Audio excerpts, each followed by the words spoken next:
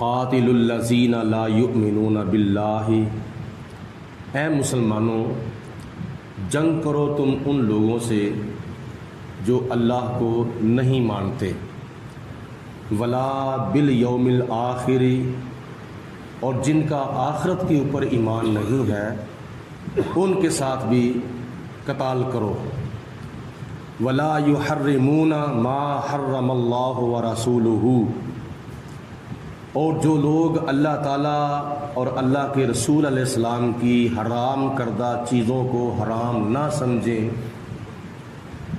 ان کے ساتھ بھی جنگ کرو، ولا یدینون دین الحق کی، اور جو دین حق کو قبول نہیں کرتے ان کے ساتھ بھی جہاد کرو۔ اور وہ لوگ کون ہیں؟ من الذین اوتوا الکتاب، جن کو کتاب دی گئی ہے، یعنی اہل تورات ہونے کے باوجود، اہل انجیل ہونے کے باوجود، یعنی اللہ کی کتابوں کو ماننے کے باوجود وہ اللہ کو نہ مانے اور آخرت کے دن کو نہ مانے، اور اللہ کے رسول کی حرام کردہ چیزوں کو حرام نہ سمجھیں اور دین حق کو قبول نہ کریں تو ان کے ساتھ جنگ کرو۔ مطلب یہ ہے کہ عیسائی اور یہودی اللہ تعالیٰ کو مانتے تو تھے لیکن جیسے ماننے کا حق تھا اس طرح نہیں مانتے تھے۔ اللہ کو ماننے کا حق یہ ہے کہ اللہ وحدہ لا شریک ہے اور اللہ ایک معبود ہے، اس کے سوا کوئی معبود نہیں اور اس کا کوئی شریک نہیں، لم یلد ہے اور وہ ولم یولد ہے۔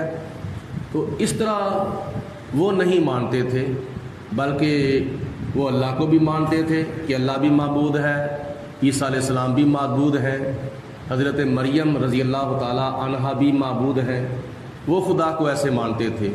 تو اللہ نے فرمایا کہ اے مسلمانوں ایسے لوگوں کے ساتھ جہاد کرو، اور آخرت کے اوپر جو ان کا ایمان ہے وہ بھی برائے نام ہے، اور اللہ کی حرام کردہ چیزوں کو اور اللہ کے رسول علیہ السلام کی حرام کردہ چیزوں کو وہ حرام نہیں سمجھتے تھے اور دین حق کو قبول نہیں کرتے تھے۔ یہ جو دین محمدی ہے یہ دین حق ہے۔ مطلب یہ ہے کہ جب انجیل تھی تو اس وقت سچا دین اور غالب دین انجیل والا تھا۔ جب تورات تھی، پہلے تورات آئی، بعد میں انجیل آئی، بعد میں قرآن آئی، اور اب قرآن پاک ہے تو قرآن پاک کی موجودگی میں دین انجیل والا بھی منسوخ ہے اور تورات والا بھی منسوخ ہے، اور قرآن والا دین حق ہے۔ تو اس دین کو قبول نہ کرنے والوں کے خلاف بھی جہاد کرو۔ وہ ہیں اہل کتاب، ان میں سے جو مشرک ہیں، جو کافر ہیں، جن کے کفریہ عقائد ہیں، جن کے شرکیہ عقائد ہیں، اللہ نے صحابہ کرام کو اور نبی پاک علیہ السلام کو ان کے ساتھ جہاد کرنے کا حکم دیا ہے۔ کب تک؟ حتیٰ یؤتوا الجزیۃ عن ید، یہاں تک کہ وہ جزیہ دیں اپنے ہاتھوں سے۔ جزیہ ایک وہ ٹیکس ہے کہ جب مملکت اسلامیہ کے اندر کوئی غیر مسلم آ کر رہے تو وہ اپنے رہنے کا جزیہ دے گا، جزیہ دینے کے بغیر وہ مملکت اسلامیہ کے اندر نہیں رہے گا۔ تو جب وہ اپنا جزیہ مملکت اسلامیہ کو دے گا تو پھر اس کی جان کی حفاظت کرنا مسلمانوں کا فریضہ ہے۔ وَهُمْ صَاغِرُونَ، اور دوسرے نمبر پر مسلمانوں کے ملک میں اگر وہ غیر مسلم رہنا چاہتے ہیں تو پھر مغلوب ہو کر رہیں، افسر بن کر نہ رہیں بلکہ مغلوب بن کر رہیں۔ وَقَالَتِ الْيَهُودُ عُزَيْرٌ ابْنُ اللَّهِ، یہودیوں کا ایک عقیدہ یہ تھا کہ وہ حضرت عزیر جو اللہ کے نبی تھے ان کو وہ اللہ کا بیٹا کہتے تھے، اور یہ سارے نہیں کہتے تھے، یہودیوں کا ایک ٹولہ تھا جو حضرت عزیر علیہ السلام کو اللہ تعالیٰ کا بیٹا کہتا تھا۔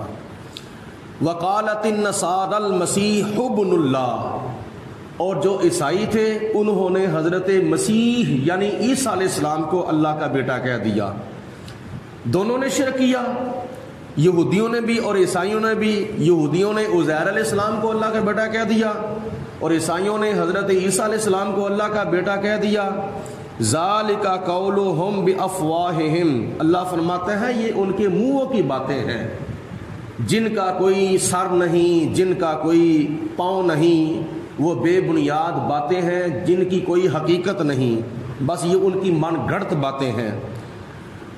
یضاہئون قول الذین کفروا من قبل، اور وہ مشابہت کرتے ہیں باتوں میں ان لوگوں کی جو ان سے پہلے کافر ہو چکے ہیں، یعنی ان سے پہلے جو کافر ہوئے ہیں ان کافروں جیسی وہ باتیں کرتے ہیں یہودی اور عیسائی۔ قاتلہم اللہ، اللہ تعالیٰ ان کو غرق کرے، اللہ تعالیٰ ان کو ہلاک کرے۔ انا یوفکون، وہ کہاں بھٹکے جا رہے ہیں، وہ سیدھے مسئلے کی طرف آ ہی نہیں رہے، تعصب بازی سے کام لیتے ہوئے وہ کیوں گمراہی کی طرف جا رہے ہیں۔ اتخذوا احبارہم ورہبانہم اربابا من دون اللہ، ان یہودیوں نے اور عیسائیوں نے اپنے احبار کو اور اپنے رہبان کو اپنا رب بنا لیا اللہ تعالیٰ کے سوا۔ احبار کا واحد حبر ہے اور رہبان کا واحد راہب ہے، یہ ان کے علماء اور ان کے درویش تھے۔ ایک روایت میں یہ آتا ہے کہ احبار سے مراد عیسائیوں کے علماء ہے اور رہبان سے مراد احبار سے مراد یہودیوں کے علماء ہے اور رہبان سے مراد عیسائیوں کے علماء ہیں۔ ان عیسائیوں نے اور یہودیوں نے اپنے اپنے علماء کو اور اپنے رہبروں کو اپنا رب مان لیا تھا اللہ کے سوا۔ تو جو صحابہ کرام نئے نئے مسلمان ہوئے تھے، جن کا تعلق پہلے یہودیوں کے ساتھ تھا یا عیسائیوں کے ساتھ تھا، وہ کہتے ہیں کہ یا رسول اللہ ہم تو اپنے علماء کو اور اپنے بزرگوں کو رب نہیں مانتے تھے۔ تو نبی پاک علیہ الصلوۃ والسلام نے پھر اس کی وضاحت فرمائی، جو کہ حضرت حذیفہ رضی اللہ تعالی عنہ نے روایت فرمائی ہے کہ جناب حضرت حذیفہ رضی اللہ تعالی عنہ سے پوچھا گیا تو آپ نے ارشاد فرمایا کہ وہ رب ایسے نہیں مانتے تھے کہ یا اللہ تو بھی ہمارا رب ہے اور یہ ہمارے علماء اور ہمارے جو کیا نام ہے پیشوا ہے یہ بھی ہمارے رب ہیں، جس طرح ہم تیری پوجا کرتے ہیں اس طرح ہم ان کی پوجا کرتے ہیں۔ ایسے نہیں وہ اپنے علماء کو رب مانتے تھے، بلکہ وہ رب، ان کا رب ماننا ایسا تھا اپنے علماء کو کہ ان کے عیسائیوں کے اور یہودیوں کے علماء جو اللہ کی حرام کردہ چیزوں کو حلال کہتے تھے تو یہودی اور عیسائی ان کو حلال سمجھتے تھے، اور جو اللہ تعالیٰ کی حلال کردہ چیزوں کو یہودیوں اور عیسائیوں کے علماء حرام کہہ دیتے تھے تو عیسائی اور یہودی ان کو حرام کہہ دیتے تھے۔ تو اس طرح یہ ان کا رب ماننا تھا۔ اللہ پاک نے فرمایا اس کے علاوہ والمسیح ابن مریم، انہوں نے حضرت مسیح ابن مریم یعنی حضرت عیسیٰ علیہ السلام کو بھی اپنا رب مان لیا۔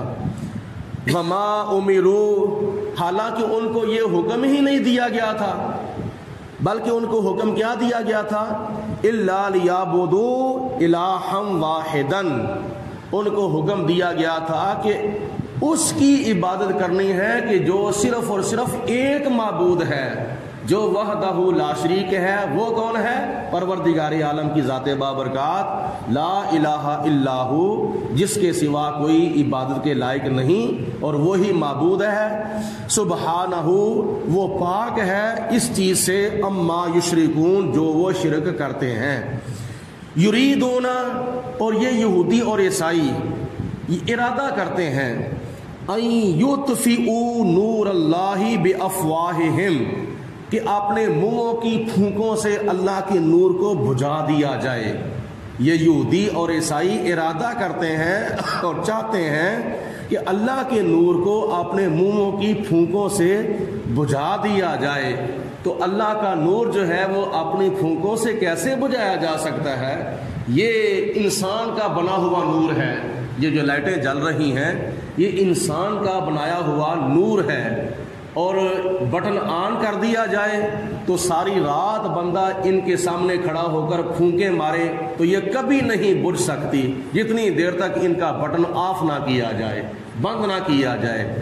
تو جب تیرا بنایا ہوا نور تیری پھونکوں سے نہیں بجھ سکتا، تو اللہ تعالیٰ نے جو نور ہمارے پیارے آقا جناب محمد مصطفیٰ صلی اللہ علیہ وسلم کی صورت میں روشن فرما دیا ہے، اس کو کون بجھا سکتا ہے؟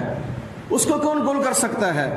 اللہ پاک نے فرمایا یہ یہودیوں کا ارادہ ہے کہ اللہ کے نور کو اپنی پھونکوں سے بجھا دیا جائے۔ وَيَأْبَى اللَّهُ، اور اللہ تعالیٰ انکار کرتا ہے، إِلَّا أَن يُتِمَّ نُورَهُ، مگر یہ کہ خدا تعالیٰ اپنے نور کو مکمل کرتا ہے۔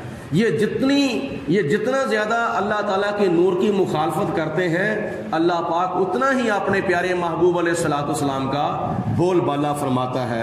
وَلَوْ كَرِهَ الْكَافِرُونَ، چاہے کافروں کو یہ بات جتنی مرضی ناگوار گزرے۔